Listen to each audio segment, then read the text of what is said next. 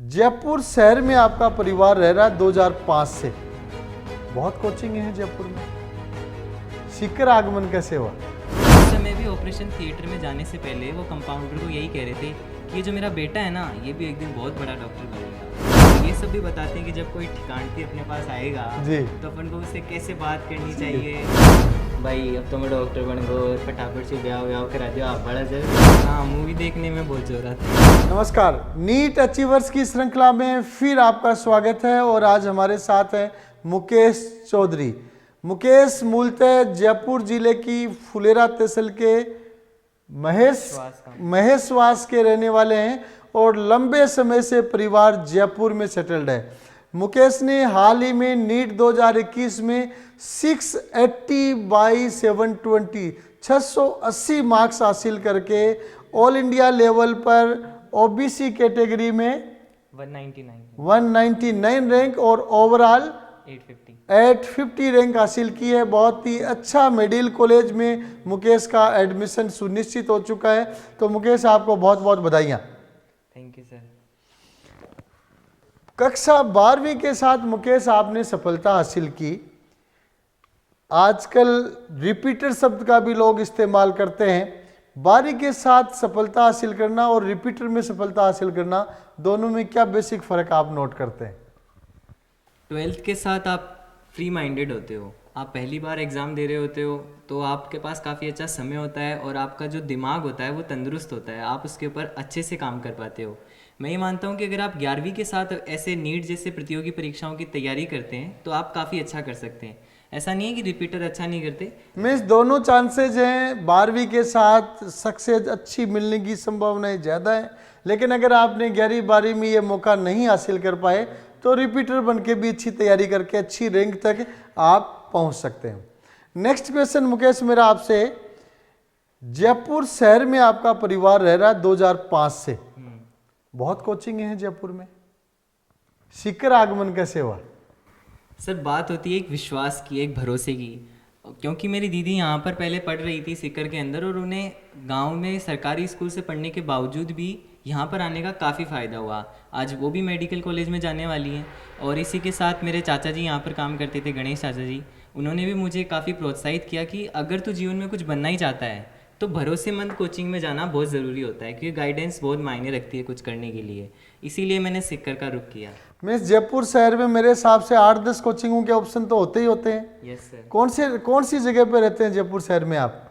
जयपुर शहर में सर मैं पांचा वाला जगह पे रहता हूँ, वहाँ पे सिरसी रोड है। सिरसी रोड है, अपना एग्जाम सेंटर भी सिरसी रोड पे कई बार आता है। तो जयपुर शहर में रहते हुए मुकेश ने पीसीपी का रुख किया और कक्षा 12वीं के साथ 680 नंबर बनाकर सक्सेस नीट में हासिल की। तो मुकेश, नेक्स्ट क्वेश्चन मेरा आपसे यह है कि आप हॉस्टल में रहे, तो हॉस्टल लाइफ का नीट की सक्सेस में क्या योगदान है? हॉस्टल लाइफ आपके जीवन का एक ऐसा पड़ाव होता है जिसे अगर आपने जिया नहीं तो आपने बहुत कुछ खो दिया। ये लाइन अक्सर मैं कहता हूँ, तो मेरे से कॉपी की है या खुद ने जनरेट की है? वो तो सर बात ये है कि हमें अपने गुरुओं से ही सीखने को मिलता जी है। जी, भावनाएं आपकी है, शब्द मेरे हैं। बहुत अच्छा जी। तो हॉस्टल लाइफ के अंदर पढ़ने में तो काफ़ी मदद मिली ही, साथ ही साथ जीवन के अंदर कैसे जीना है, लोगों से कैसे बातचीत करनी होती है, कैसे सामंजस्य बैठाना होता है और समस्याओं का सामना करके फिर जीवन को कैसे जीना होता है, वो सीखने को मिलता है। बहुत अच्छा। तो नीट की तैयारी के लिए 12वीं के साथ अच्छी रैंक के लिए बच्चा जो 11वीं से तैयारी शुरू करता है, उस बच्चे के लिए आप क्या टिप्स देना चाहेंगे? जो 11वीं क्लास से तैयारी शुरू करता है, अक्सर मैं अपनी भावनाओं से बताता हूँ कि जब मैंने तैयारी शुरू करी थी तो काफ़ी भय था मन के अंदर, डर था कि कहीं हम पीछे ना रह जाएं, कितनी दुनिया है। तो आप वैसे डरे ना, आप लगातार अपने अंदर बदलाव करते रहें, अपने आप को सुधारते रहें और निरंतरता के साथ पढ़ते रहें। तो नेक्स्ट क्वेश्चन मेरा आफ्टर 12th वाला है, क्योंकि इस टाइम तो जो एडमिशन्स होने हैं वो सारे 12th पास बच्चों के ही होने हैं, क्योंकि अटेम्प्ट हो चुका है। तो जो रिपीटर बच्चा नीट की तैयारी के लिए आ रहा है, उस बच्चे को प्रिपरेशन का क्या विशेष मैसेज आप देना चाहेंगे? जो बच्चा 12th के बाद तैयारी करता है उसके लिए थोड़ा सा मामला अलग होता है और उसके लिए बात करना मेरे लिए भी थोड़ा सा मुश्किल होता है, क्योंकि 2 साल की पढ़ाई उसे 1 साल के अंदर करनी होती है। लेकिन अगर आप अच्छे से मेहनत करते हैं तो आप बहुत कुछ कर सकते हैं। कई ऐसी मिसालें हैं जिन्हें देखकर आप कुछ अच्छा कर सकते हैं। मेहनत हर जगह चाहिए आपको। बहुत बढ़िया। मीन्स रिपीटर हो चाहे फ्रेशर हो चाहे 12वीं का बच्चा हो, अच्छी सटीक मेहनत करते हैं तो नीट में बहुत अच्छी सक्सेस मिल सकती है। तो बेसिकली मुकेश आप ग्रामीण परिवेश से हैं, डॉक्टर बनने जा रहे हैं। ग्रामीण परिवेश में क्या क्या अनुभव खेती बाड़ी के लिए हुए हैं आपके? जब मैं स्कूल लाइफ में था तो हमारे महीने के अंदर 4-5 छुट्टियां पड़ी जाती थी, और उन छुट्टियों के अंदर मैं अक्सर गांव जाता था और गांव के काम कराता था। और मैं आपको बता दूं कि इतने दिन मैं गांव में ही था। अभी कुछ दिन पहले ही दिवाली मनाने के लिए क्या क्या काम किए गांव में आपने? गांव के अंदर मैंने भैंसे भी चराई है। जी जी अभी मूंगफलियां हुई थी तो उनको खुदाया जी जी और उनको जचाना, उनको सुखाना। जी जी। गुआर मतलब भी- आपको पता है कि मूंगफली जमीन में लगती है, पेड़ के ऊपर लगती है, सब पता है जी। बिल्कुल सर। खेती सारी कराई है। खेती सारी कराई। तो which one is tougher one, to study और to work in the field?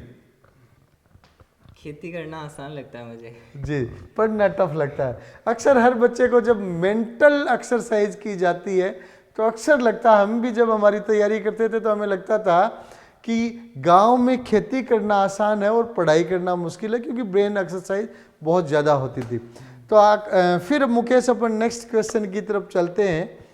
NEET की तैयारी के लिए बच्चे को स्टडी मटेरियल के तौर पे देखें तो कई बार बच्चों के पास बड़ी बड़ी मोटी मोटी तरह तरह की किताबें होती हैं। कितने मटेरियल तक बच्चे को अप्रोच बनानी चाहिए? बच्चे को अपना जो सब्जेक्ट मैटर है जिसे उसे पढ़ना है उसे लिमिटेड रखना चाहिए, और ज़्यादातर तो उसे अपने कोचिंग के स्टडी मटेरियल और अपने टीचर्स के नोट्स पर पूरा विश्वास होना चाहिए, कि विश्वास बिना आप कुछ नहीं कर सकते। इसके अलावा जो बढ़िया बढ़िया राइटर्स होते हैं उनकी कुछ किताबें आती है और प्रीवियस ईयर के क्वेश्चंस आप कर लेते हैं तो मोर देन इनफ है नीट के लिए। बहुत अच्छा। मीन्स आप जो पढ़ाई कर रहे हैं अंधाधुंध मटेरियल पढ़ने की बजाय लिमिटेड मटेरियल की तरफ आगे बढ़े। तो अगली बात पे आ जाते हैं, पढ़ाई से कुछ इतर बातों पे। पढ़ाई के अलावा क्या क्या शौक है आपको? जी सर, पढ़ाई के अलावा मुझे जो भी कार्यक्रम होते हैं सांस्कृतिक उनके अंदर हिस्सा लेने में बहुत अच्छा लगता है। और मैंने 2री क्लास से 10वीं क्लास तक हमारे स्कूल का एक भी ऐसा कार्यक्रम नहीं छोड़ा जिसमें भाषण या फिर एंकरिंग ना करी। इसीलिए बड़ी शुद्ध हिंदी बोल पा रहे हैं आप। ये स्कूली डेवलपमेंट है जिससे बच्चा, आप देख सकते हैं कितना शुद्ध हिंदी भाषा में प्रेजेंटेशन दे रहा है। तो स्कूलों में आपने भाषण दिए हैं। खेल कूद में सर हम जिला स्तर तक तो मैं खेलने गया हुआ कौन सा गेम खेला? खो खो। खो खो खेला। बहुत अच्छा, प्योर देसी खेल माना जाता है। हाँ। ठीक है। खेल कूद के बाद में अपन बात करें तो और क्या, मूवी वगैरह कोई देखने का शौक? ना, मूवी देखने में बहुत जोर आता है। जोर आता है? क्यों? ऐसा लगता है कि हम मूवी देख रहे हैं, इससे बढ़िया तो हम हमारे आसपास के लोगों से मिल सकते हैं, बात कर सकते हैं, दुनिया को देख सकते हैं और भी काफ़ी चीज़ें सीख सकते हैं। बहुत इंटरेस्टिंग बात मुकेश के मुंह से सामने आ रही है कि मूवी देखना ज़्यादा मुश्किल है क्योंकि लंबा समय लगता है।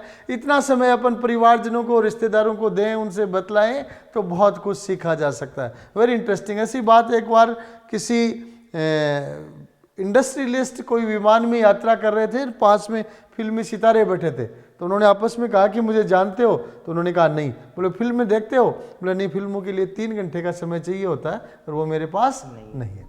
चलो मुकेश, आगे अपन बढ़ते हैं। ग्रामीण परिवेश से आप ग्रामीण और शहरी दोनों तरह का एक्सपोजर रखते हैं। आज सिलेक्शन आपका हो चुका है। घर में कैसा खुशियों का माहौल है?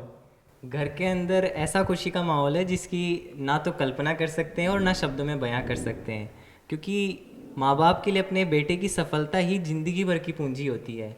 और माता पिता ही क्यों, जो रिश्तेदार होते हैं, बुआ हुआ, चाचा जी हुए, फूफा जी हुए, और सभी को गर्व होता है। सभी को गर्व है जी। मेरे यहाँ तक कि जब दादा का ऑपरेशन होने वाला था तो आप सोच सकते हैं कि 85 वर्ष की उम्र में व्यक्ति की याददाश्त में क्या सवाल आते हैं। उस समय भी ऑपरेशन थिएटर में जाने से पहले वो कंपाउंडर को यही कह रहे थे कि ये जो मेरा बेटा है ना, ये भी एक दिन बहुत बड़ा डॉक्टर बनेगा। बहुत इस अच्छा। बात से हम समझ सकते हैं कि उन्हें कितनी खुशी है। बहुत अच्छा, बहुत अच्छा। तो और किन मसलों पे आप संवाद करना चाहेंगे मुकेश? कोई विशेष मसले जिन पे आप संवाद करना चाहेंगे, दर्शकों को बताना चाहेंगे? मेन बात ये बताना चाहता हूँ कि अपने टीचर पर आप भरोसा करके रखें। मैंने कई बच्चों को ऐसा देखा है जो अपने सब्जेक्ट टीचर पर विश्वास नहीं करते, और ये भी देखा है कि जिस सब्जेक्ट टीचर पर वो विश्वास नहीं करते वही उनकी कमज़ोरी होती है और वही सब्जेक्ट उन्हें पसंद नहीं आता। बहुत अच्छी बात है। ये अक्सर फैक्ट होता है, यदि टीचर में सब विश्वास नहीं है तो सब्जेक्ट ऑटोमेटिकली कमज़ोर होता चला जाता है, क्योंकि उसमें रुचि कम होने लग जाती है। और टीचर में विश्वास होता है तो सब्जेक्ट ऑटोमेटिकली बेहतर होने लग जाता है, क्योंकि बच्चा स्वयं भी अच्छा मेहनत करने लग जाता है। और आपको पढ़ाई के साथ साथ अपने जो बड़े बूढ़े होते हैं उनके साथ जब आप बैठते हो तो आपको काफ़ी कुछ बोलने का सलीका, और क्योंकि गांव के अंदर हमेशा ऐसा नहीं होता कि आपको पढ़े लिखे को इज्जत दी जाती है, क्योंकि अगर पढ़े लिखे में बैठने उठने का तरीका नहीं है, बोलने का तरीका नहीं है, तो उसे पढ़ा लिखा गंवार ही कहते हैं। इस बात से मुझे लगता है मुकेश आप बड़े बुजुर्गों के बीच में गपशप भी अच्छी करते होंगे छुट्टियों में। बिल्कुल बिल्कुल। तो कोई वाकया सुनाएं जो बुजुर्गों के बीच में आप अक्सर बतलाते हैं, या कोई विशेष वाकया याद करते हैं जो बुजुर्गों के बीच में बैठे बैठे बतलाया हो कभी। बुजुर्गों में मैं ज़्यादातर अपने दादाजी के पास बैठता हूँ और वो मुझे काफ़ी सारी कहानियाँ सुनाते हैं, काफ़ी सारी अच्छी बातें बताते हैं और कितनी पहेलियाँ पूछते हैं, और ये सब भी बताते हैं कि जब कोई ठिकानती अपने पास आएगा जी। तो अपन को उससे कैसे बात करनी चाहिए, कैसे बैठकों के अंदर मैंने कितनी बार लोगों को वो चुकड़ा दिया, मतलब कंफ्यूज कर दिया बातों के अंदर। तो थोड़ा मारवाड़ी में दादाजी के साथ हुई बातें बताएं, कुछ मारवाड़ी में बताएं, देसी लोकल भाषा में बताएं, जयपुरी भाषा में बताएं। दादाजी क्या कई चीज़ खबर से बताओ। दादाजी यहाँ कहो भाई मार के नहीं बार एक ठिकान तैयार बैठे हो। हाँ, ठिकान थी। हाँ, तो वो बिजारनिया को हो। हाँ, तो मैं बिन क्यों भाई था कि तो बिजारनिया की बाबू चे। हाँ, तो बिजारनिया की बाबू नहीं बिहार ले रहा जी। था शर्म को नहीं हाँ। भाई बिजारनिया की बाबू शर्म को नहीं आ रही थी थाने। हाँ। हाँ जी ना। तो वो क्यों किया मैं बिजारनिया की बाबू कौन ले रहे थे, तो गलत बात करो तो। हाँ। तो दादाजी किया नहीं था कि बाबू सब कहीं के से हाँ। बिजारनिया वाली बाबू, हाँ। और फिर ते बिन बिहार ले रहा। हाँ।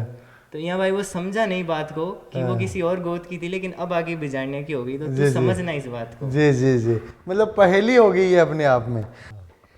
गांव में अक्सर लोग किन चीज़ों पे ज़्यादा बातें करते हैं, मारवाड़ी में बताएं। गांव में जी यहाँ पर कोई बात करा था कदे भी कोई लोग आशू, हाँ, तो वह यहाँ सीधी सपाक बात को उनके हर चीज ने मुहावरा में जोड़ के गुमार गुमार करे से। जी हाँ बार आपा कोई की बुराई करा, हाँ। मैं बार अमित की बुराई कर दी जी। मारे भाई कहाँ आओ थे मार शुभ कमी पड्डे जोर ने। तो फिर भी बात फिर दूसरा कहेंगे पगा बढ़ती लाए तो दिक्कत डोंगर बढ़ती दिख रही थे।